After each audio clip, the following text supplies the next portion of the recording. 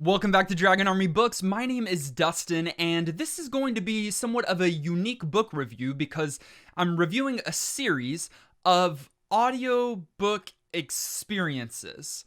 You'll see what I mean. Author Dan Wells, good friend Brandon Sanderson, has currently released 3 Audible original audiobook experiences in the Zero Chronicles series. I think it's going to be longer than a trilogy. I don't think it's completed already, but it's narrated by a full voice cast with a backing of music, sound effects, but lightly and respectfully done. We're going to do what we normally do in my reviews and going to talk plot, spoiler free of course, and then talk about my feelings about the story, the characters, all of those things. And then we're going to do one other thing, and that is talk about the audio experience, which I don't typically do even when I listen to audiobooks because it's usually just a single person narrating, but it's kind of a different experience here, so I want to give some adequate time to that as well. Currently, there are 3 entries in the series. There is Zero G, Dragon Planet, and Stargazer.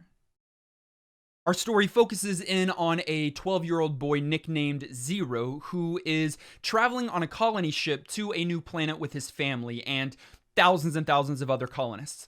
Well, he awakens on that journey and he is the only human awake on the ship when a group of pirates attack the ship, and he alone must use his wits, Home Alone style, to thwart the advances of the enemy pirates. The second story, Dragon Planet, takes us out of space to the planet of Kaguya, where the colonists were traveling in the first place. Kaguya is very different than Earth.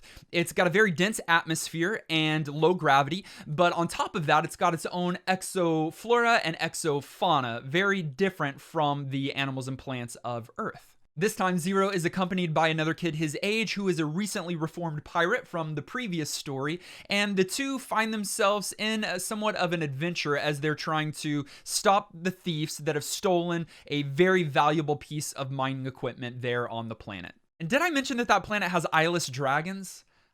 I don't think I did.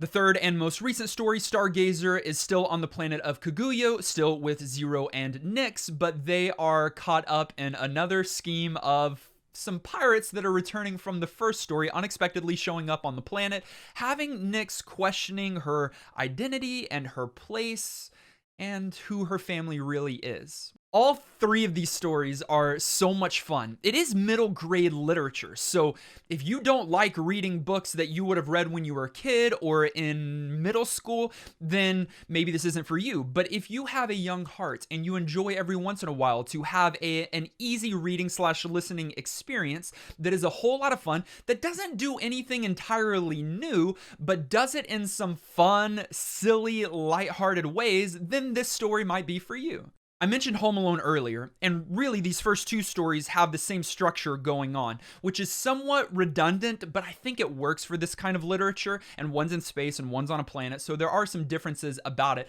but it is very Home Alone-esque, or even the Goonies. You've got, especially in the first one lone survivor, one lone boy that is using some of the things that were noticed coming on the ship in the first place to stop the advances of the pirates that are unfamiliar with the terrain and territory while sneaking around in vents and that whole kind of thing. And then it's got its own flair of potty humor, which I don't love, and that never works on me. But again, I'm sure you've got middle school boys and girls that are peeing their pants laughing. And then Dragon Planet is just Home Alone 2. It is the same kind of thing, but set in a different environment, in a different place, but still Zero and Nyx this time are using various elements from the planet of Kaguya to stop the antagonists reaching their goals. And then the third story, Stargazer, does something very different with the plot and with the structure, has a whole new adventure for Zero and Nyx to go on. I would say that the first story, Zero G, is the one that's most engaging, and maybe because it's new and fresh.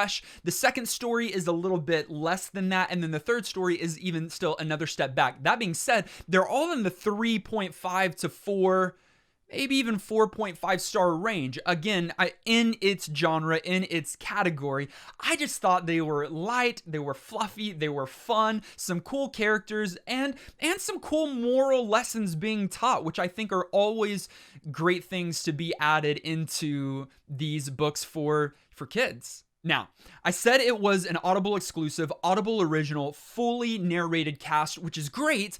Some do well. Some of those narrators do well. Some of those voice actors do less well.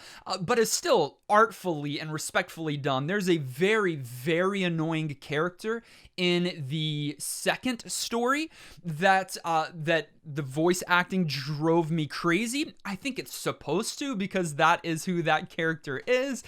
But I think all of the voices were done really well and really breathed kind of a fresh life into what could just be a good reading in a traditional book, in a traditional method. Hearing it narrated this way is a lot of fun. It's like watching a movie, but the movie's in your head. And then there's just enough backing track with music and sound effects that help really immerse the reader or the listener, if you're pedantic, into the story.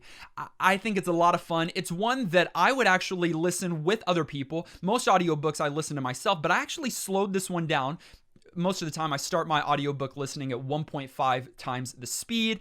And depending on the narrator and the kind of book, the genre that I'm reading, I might move that up to 2 times speed or even faster. But I wanted to slow this down a little bit. I still couldn't go to 1 times speed, but I did slow it down so that it could be more of an enjoyable experience. It's already a short story, each of these. I think the first book is a little over 4 hours in length. The second is a little under 3, and then the third is like the first, a little over 4 if you're going at normal speed. So it's not a long listen at all. You can finish this in just a couple of days. Finally, and most importantly, right now, all 3 of these titles are completely free on Audible. So if you are on Audible, and I'm not sponsored by Audible by any means, I don't get any kickback for this.